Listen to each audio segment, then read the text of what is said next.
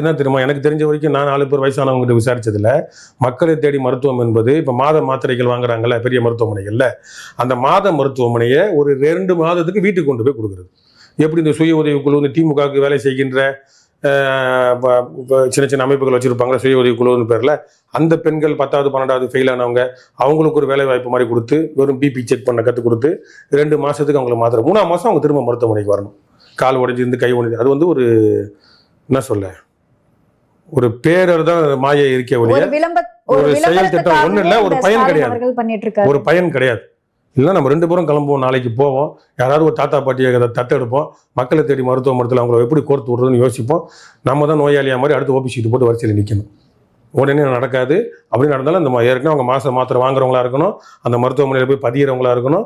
அதை பதிஞ்சு இவங்க இந்த கோரிக்கையை ஏற்று வீட்டுக்கு அனுப்புறதுக்கு 2 மாசத்துக்கு மட்டும் மாத்திரை அதை கொடுக்கறதுக்கு ஆள் ஏற்பாடு பண்ணுவாங்க. 3ஆம் மாசம் வந்தாகணும். இது கேட்கறதுக்கு